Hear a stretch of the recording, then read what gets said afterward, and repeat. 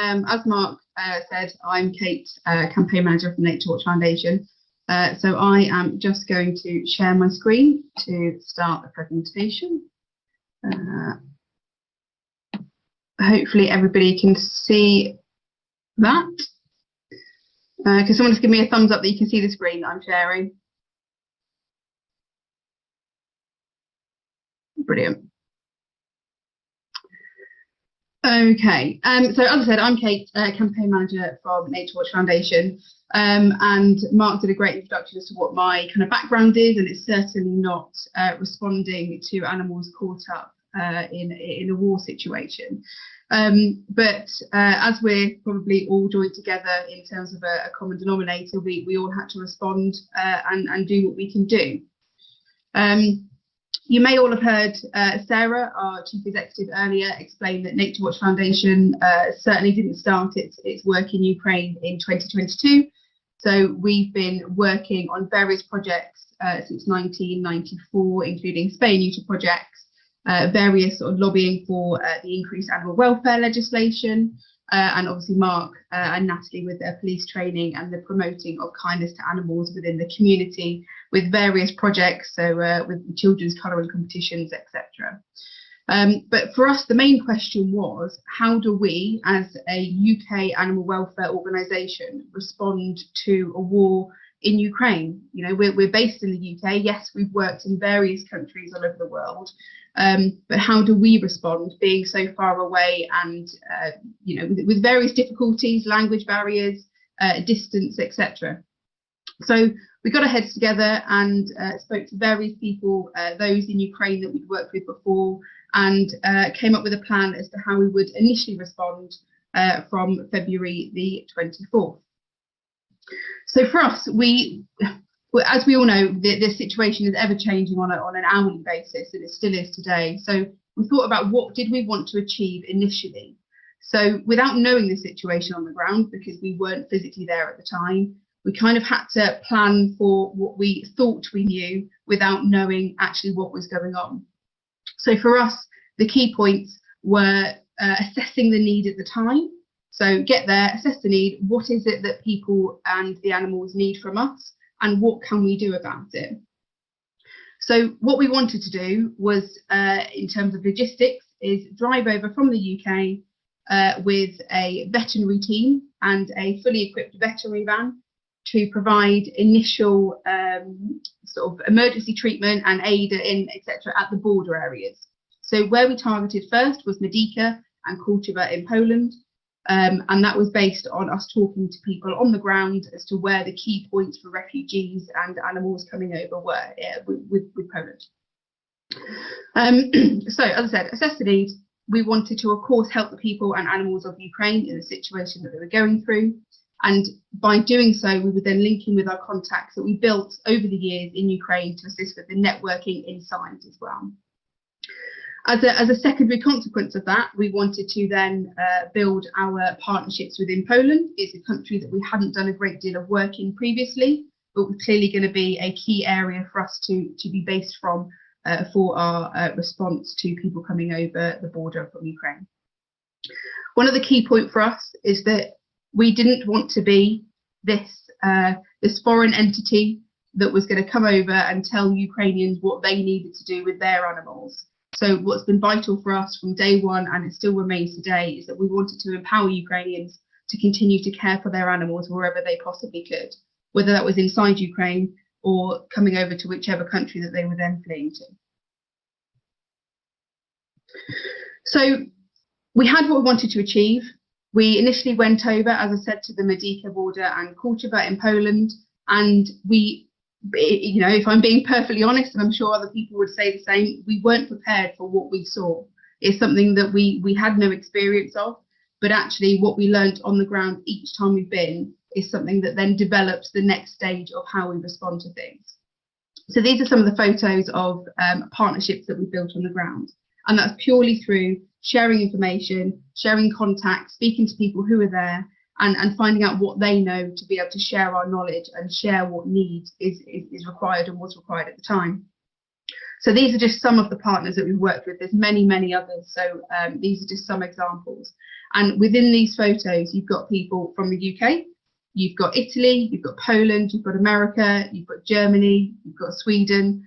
The partnerships that we've made on the ground have been incredible. And the response, not from the UK just alone, but from all over the world, I'm sure we can all agree, has been outstanding in terms of people coming together for Ukraine and the animals. So, as I said, we went to the borders, and it's something that we had to kind of be on our feet with a little bit in terms of what we responded to. So this beautiful video that hopefully you can all see is essentially the border area inside Ukraine that crosses into Medyka in Poland. So this queue on the left-hand side was, at the time, this was back in March, it was roughly taking about 17 hours for people to get through the border, and it was a cold time, and the response in terms of coming through the border could vary. So sometimes they would shut and you'd have to go back out of the queue, and sometimes it was quite quickly through. So it was quite a varied kind of experience for each Ukrainian that was trying to come through the border. So we took a vet with the vet van. So we were dealing with animals who perhaps had walked for many, many hours. So lots of paws that were burnt, lots of dehydration. Some were already looking pretty emaciated because they just hadn't had the provisions when they were fleeing in a very quick turnaround sort of time. So vital animal aid provisions, the emergency veterinary assistance, whether that was just bandaging, whether it was, giving some coats, which at the time were vital, but very quickly became kind of irrelevant because of the changing weather. And whilst we were there building these partnerships with people on the ground, we went into the local refugee centres, which again at the time was something that were very quick to pop up, but also fairly immature in terms of their procedures and processes to be able to deal with these people and their animals. So we stocked animal aid stations. There's a large sort of former shopping centre around the Medyka area that when we went didn't have much in terms of what it was providing for people with dogs, cats, birds, small furries, those sort of things.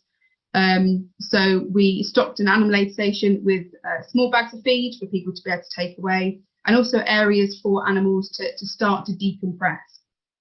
I'm sure you'll hear later on in the conference about the kind of the mental welfare of animals that are dealing with these situations, but on the ground it's something that we can't necessarily respond to immediately for these animals, apart from giving them a safe space that perhaps they can be put away from all the hustle and bustle of a refugee centre at the time. I think going forward, and it's something that again changed when there weren't the numbers of refugees coming over, when it started to slow down. At the time in March and probably April, the bags that I think you can see in this video at the start, so the canvas bags, were a big hit. They were vital for people because there were so many people that had their belongings in carrier bags, as you can see, in a backpack, and they didn't have the capacity to take large amounts of animal feed or anything. So handing out these bags to people, they didn't need to ask for anything, they just were given it. And it was something that this dog appreciates, let alone everybody else. So I said, comfort, a smile, and a very important squeaky ball got this dog through the long wait of the queue coming over to Poland. So we had the initial trip. We built partnerships on the ground. We provided the initial aid. We provided the initial veterinary treatment that we could. What do we do next? The situation, as I said, was ever changing. It was different every single time I went over to the borders. It was changing on a daily basis in terms of numbers, what the need is, the amount of animals, the ease or lack of ease of being able to get through border control and things like that. So again, each time had a fairly informal debrief, but what else can we do? We've done X, Y, and Z. What's the next? So for us, long-term aid. So since the beginning of March, as I said, we've been out every month, but also have that partnership still on the ground at the Polish borders to keep things going as to what we can do. So these are some of the photos of what we've managed to achieve in terms of long-term aid since February. So to date, and this is with the help of many, many partners, we have obtained and then had delivered inside Ukraine, tons and tons and tons of animal feed for dogs, cats, small furries, horses, birds, reptiles, wild animals. The list goes on.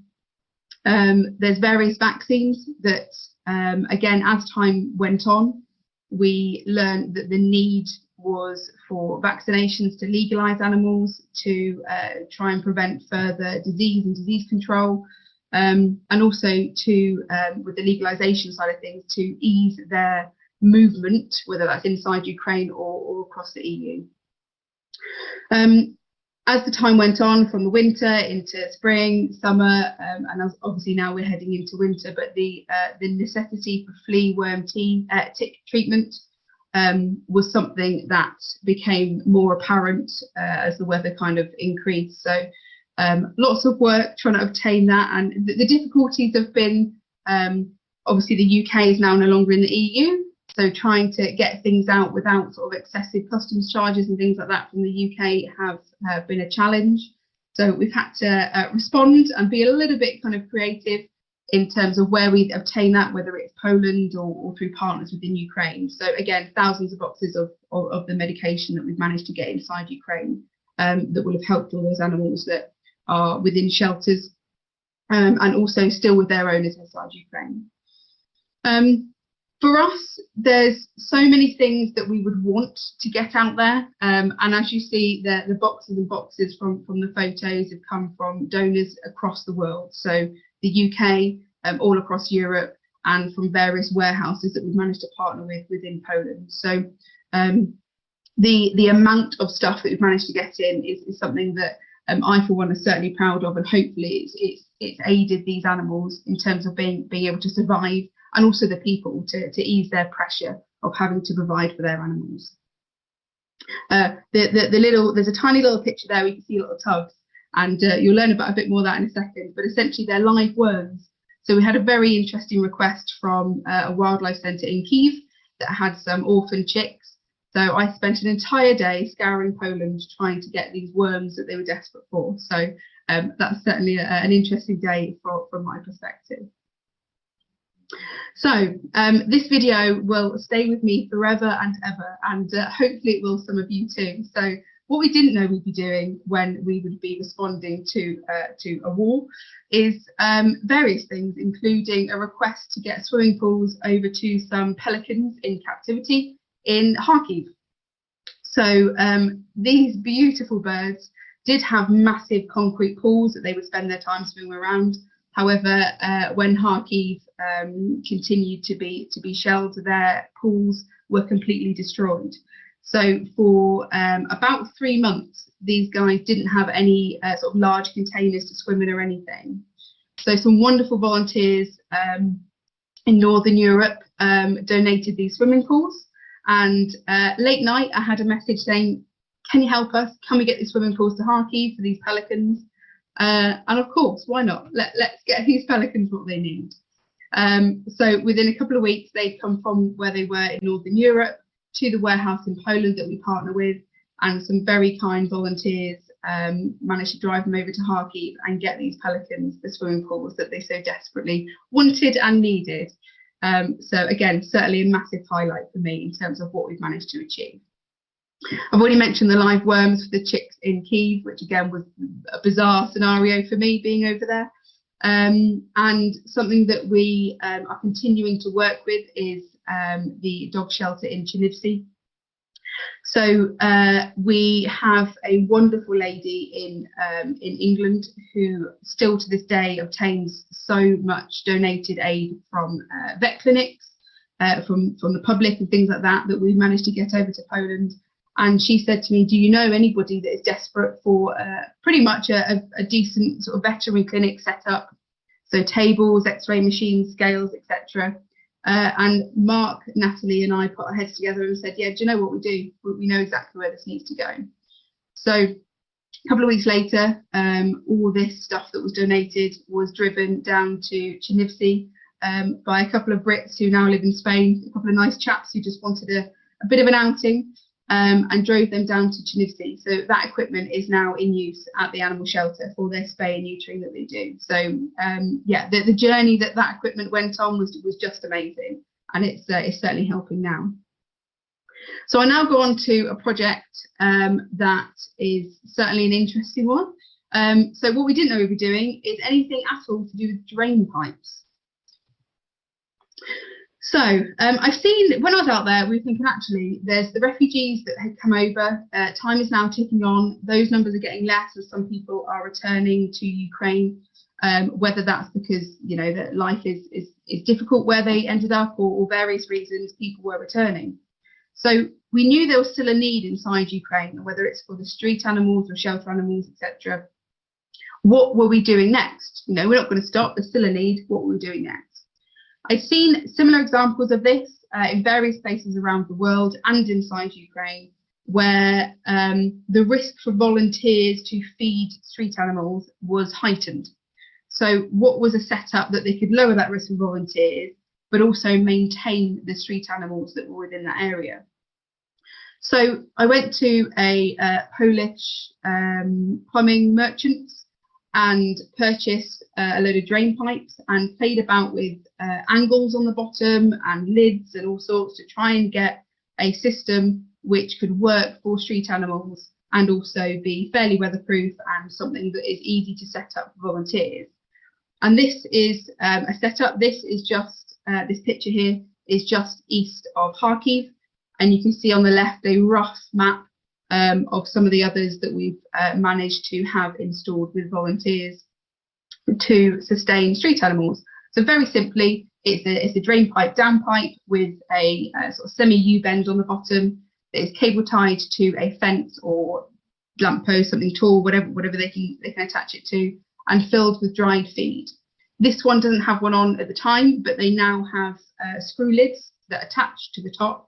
So for winter, the rain and all the extremities of weather don't get in to then spoil the food.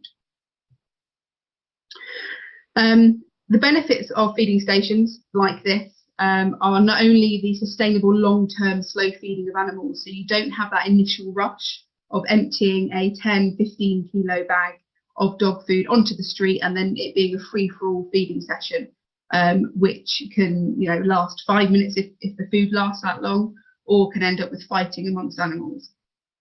So this can provide a contained area to monitor street animals with community support, so in terms of their health, their weights, etc., and also increases reduces health issues such as bloat, so GDV, where if a hungry dog or sort of scoffs and gobbles at food can cause long-term health issues and ultimately can be fatal for them.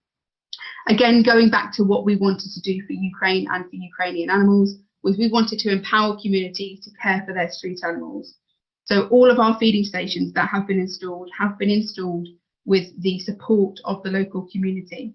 So we haven't installed any where there's any conflict between the community and the population of stray animals that we've got. So here's just some pictures. This chap on the left was desperate to install some. His mother had been putting out her best pots and pans for the local dogs and cats to drink and eat from, and she was thrilled that she could finally have her beloved pots and pans back because he now had some drain pipe feeding stations that he could install along the street and maintain rather than having to use her pans. So she was thrilled with that. You can see the lids that I was talking about in terms of the screw tops. So we monitor the effectiveness of these feeding stations through the communities on a regular basis as to whether they work, you know, the angles, that sort of thing. And so far we've had some really, really good feedback about how they can help the animals and also the volunteers who want to feed them. So going on to some animals that we've come across inside Ukraine. So whether they're owned, whether they're shelter animals, whether they're street dogs, cats, whether they were owned and are now on the street, all of these animals have found themselves in a predicament, and whether that's coming across the border into Poland This dog here, this is black and white, but the black and white one in the cage was one of the dogs that was removed from Borodyanka back in the earlier stages of the war.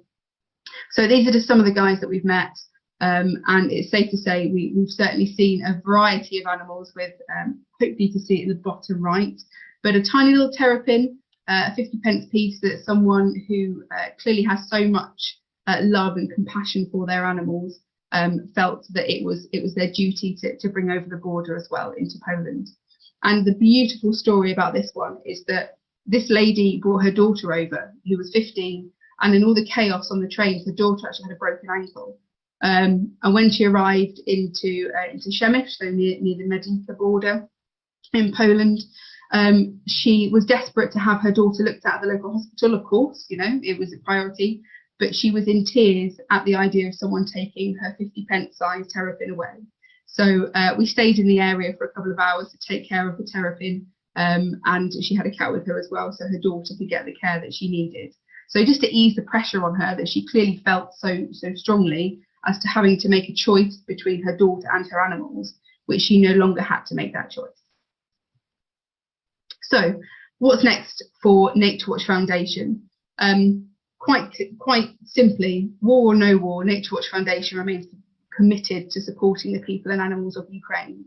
The situation is ever changing, as I've kept saying, and we all know, so we constantly assess where our support is most effective. So only in the last couple of weeks, the support that is required for the recently liberated areas is quite clearly high in terms of the animals that are being discovered emaciated, injured, in the areas that were previously under occupation.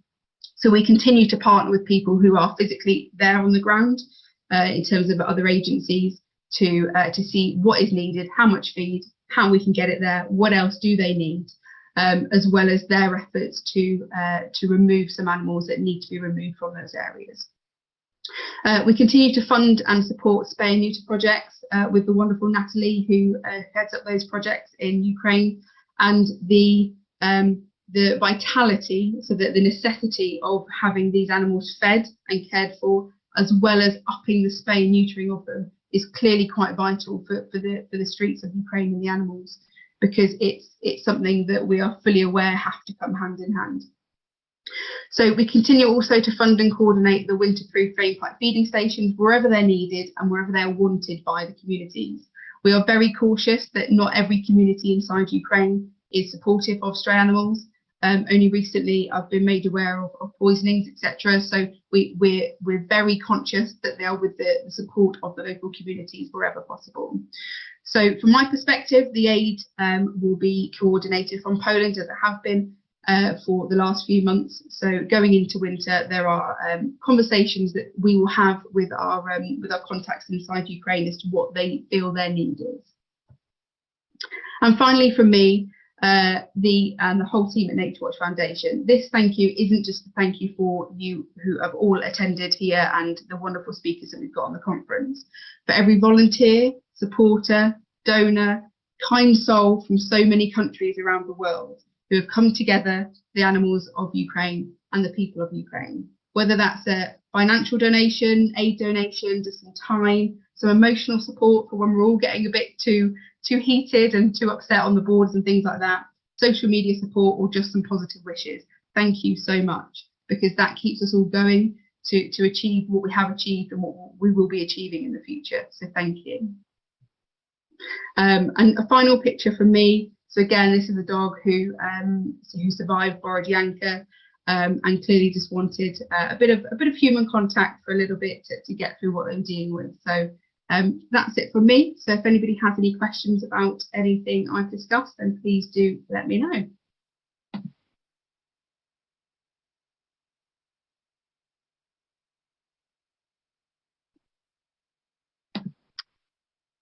Thanks very much, Paul. It's much appreciated. And as I said, we certainly couldn't do what we do without the support from wonderful supporters like yourself.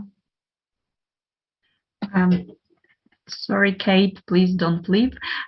We've got one question. It was in our registration form. The question is as follows. Have you seen any changes in interest in war and animals in war since Russia invaded Ukraine. So you've talked to a lot of people. You are a campaign manager, so you probably know the difference. Thank you. So in terms of interest pre-war to now, or since the war started to now? Do you mean has it dwindled? Is that what the question kind of is? Both. Right, okay. So prior to the 24th of February, our work in Ukraine was run by Mark and Natalie. So I solely focused on our wildlife crime campaigns in the UK. So it was definitely a learning curve from February to now for me.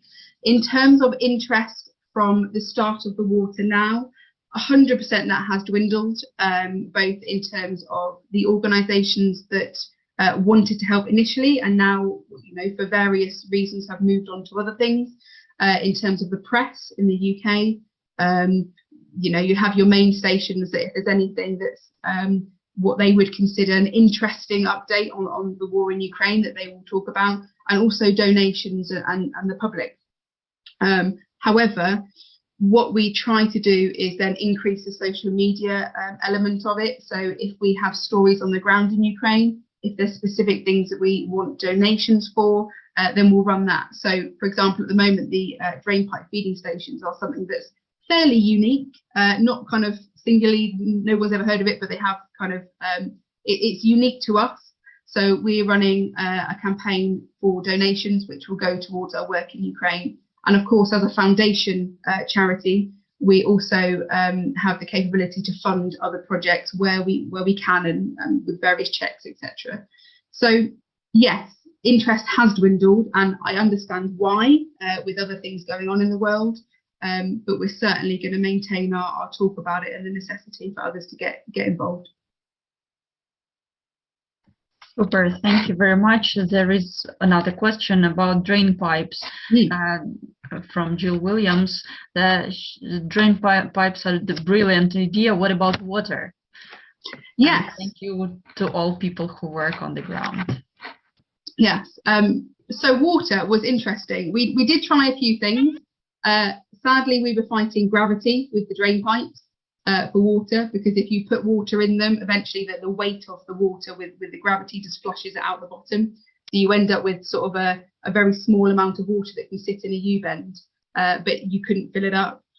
So what we've tried to do with the communities is you'd have your drain pipe for your food, and if they can still provide fresh water, then that's great to run alongside. However, generally with the weather going into winter, there are sort of natural sources of water which animals can use. So for us, the focus was definitely on the feed, because the sources of water were more readily available than suitable feed.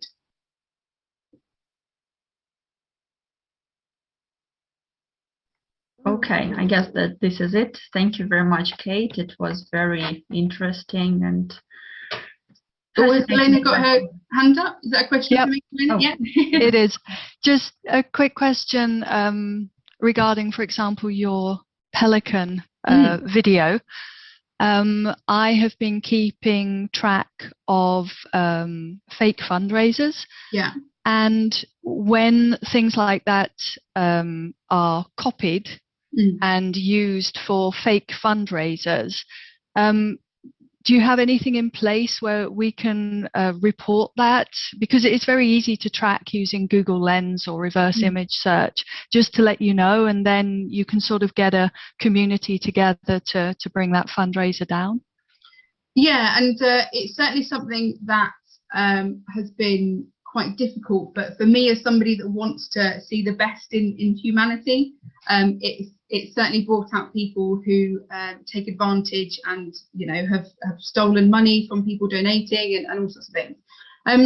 Generally Twitter is the platform that we would use for things like that. So with I don't know if everybody's on Twitter, but there is certainly a platform of what I would call animal welfare warriors. So as soon as they see something that is quite clearly fraudulent, or they just popped up and they know that it's a video that belongs to us or another agency, they will generally let me or Mark or the main page know to then be reported. I think sadly we all have to kind of accept that there are still people that take advantage. So as long as people report it, that's kind of the best we can do in terms of being able to combat that. So it's okay for it to be reported then directly to you? So in terms of reporting it, so report it to Twitter or Facebook or whatever the main platform is. It's quite difficult, I think, to be able to report things to like GoFundMe to prove that it's not legit and things like that. But we generally get messages saying, we think this is, it's your content or whatever. And we would encourage people to report it to the relevant social media platform. Whether we then put out a post saying, look, this is fraudulent, this is our video, we sometimes do that.